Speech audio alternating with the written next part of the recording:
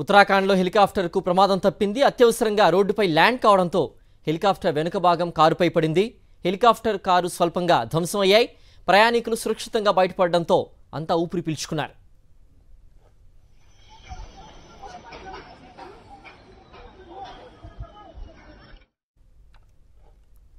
ఉత్తరాఖండ్లో హెలికాప్టర్కు ప్రమాదం తప్పింది.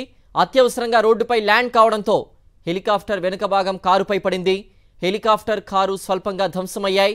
ప్రయాణికులు సురక్షితంగా బయటపడడంతో అంతా ఊపిరి పీల్చుకున్నారు.